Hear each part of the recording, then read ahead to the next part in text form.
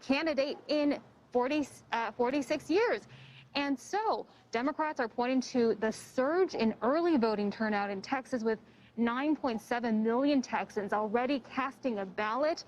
That's already surpassed the total voter turnout of 2016, and much of the surge occurring in suburbs and cities where Democrats are favored.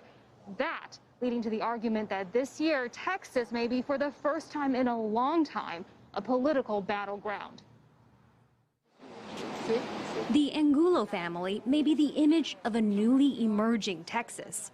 16-year-old Gerardo is too young to vote, but already campaigning for Democratic candidates. His parents, who immigrated from Mexico, are new U.S. citizens. They voted for Joe Biden. I feel like them being first-time voters is super meaningful and life-changing to them, because throughout the last 15 years, we've just been watching the news and we've been unable to have a say in what we want in the United States. And now that they can vote, they truly have a voice.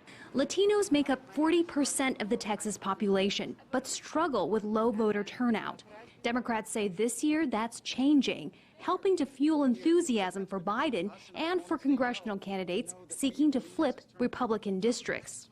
I am 42 years old. I've never seen this level of energy, this level of optimism here in Texas, because we are finally getting true participation from every community. I'm thinking of all of you today across Texas. A fact not lost on Biden in a state long considered hopeless for Democrats.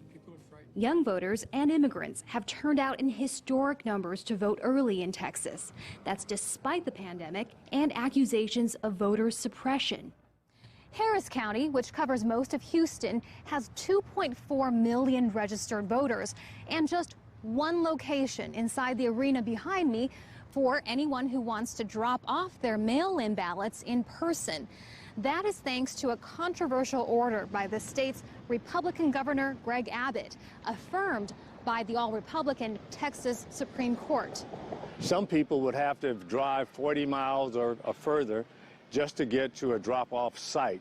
And I think that's designed to make it difficult and to deter some voters. Outside of Texas's cities, support for Trump in whiter, more rural areas remains unshakable. I look at the guy and I say, man, he is tough. On Friday, the Biden campaign canceled a Texas rally after Trump supporters swarmed the campaign bus, nearly forcing it off the highway. And Gerardo learns talking to Trump supporters in this Houston suburb is no easy task. Donald Trump said that coronavirus is a hoax. I am a Trump voter. You're a Trump supporter? All right. I understand. No, Thank you. I see your mask, yes. But it's a pleasure to meet you. It's a pleasure to meet you, too. Good luck, especially in this area. I voted for Trump as well. Texas turning blue this election is still considered a long shot, but experts say eventually it will. And that's enough to keep Democrats rallied. Heidi Jo Castro, Al Jazeera, Houston. And still ahead on the program, the WHO warns of a critical moment as the coronavirus pandemic's second wave gathers pace. And Tanzanian opposition leaders face arrest after calling for protests against last week's disputed election.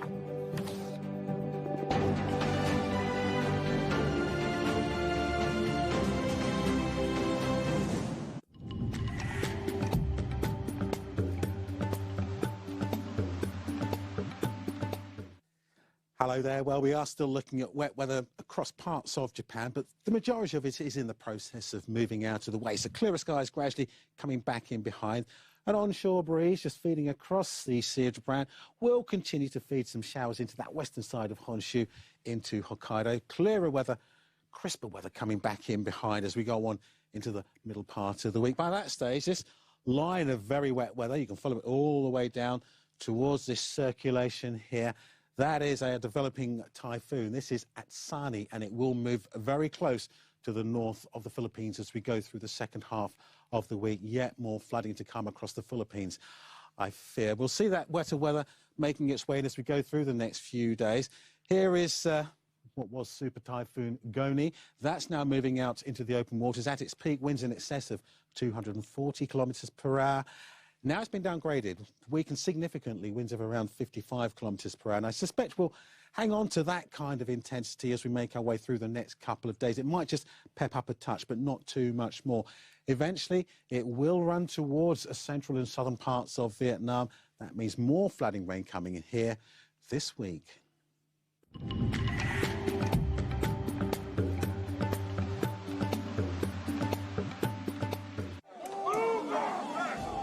Keeping law and order is a primary function of any state. When protecting the people became police brutality, a domestic incident became a global outcry. In a country torn apart by racial inequality, can Americans find a leader to unite them? Follow the key issues of the U.S. elections on Al Jazeera.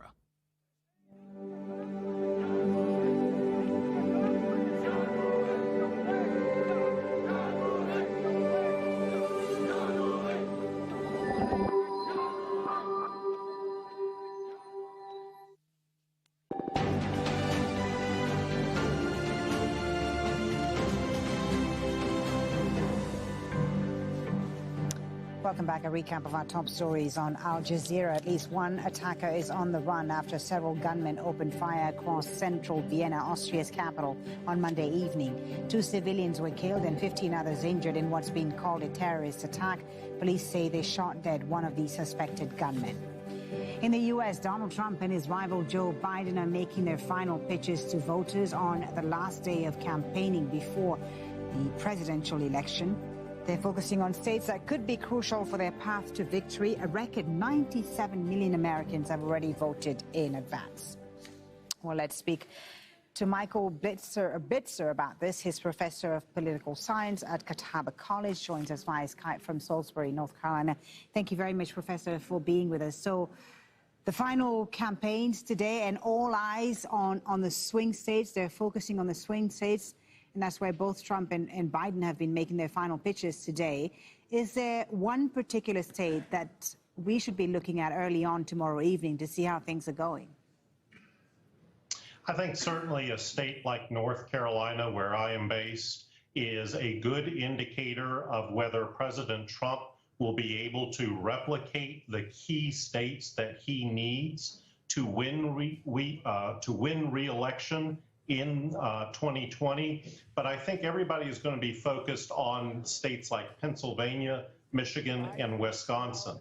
And the issue with Pennsylvania is we may not know for several days how their votes are going because their counting process is delayed over several days. Yeah, indeed, and that's a real concern. The polls are extremely tight in places like Pennsylvania. But then again, Professor, we keep hearing about the 2016 polls and how they were wrong about Hillary Clinton's victory. She did win the popular vote, of course, even though she lost the Electoral College. What were wrong about the polls in 2016? And do you think they're in a better shape in 2020 of getting a closer estimate as to what we can expect? The national polls in 2016 were actually fairly close, within 1 point of predicting Hillary Clinton's national numbers. But the national numbers do not mean anything in the United States. It's all based on state-level actions because of the Electoral College. So certainly states like Wisconsin, Michigan, and Pennsylvania did not have as robust of polling done in 2016 as what we are seeing this year. And so substantially, we have better information from those critical states.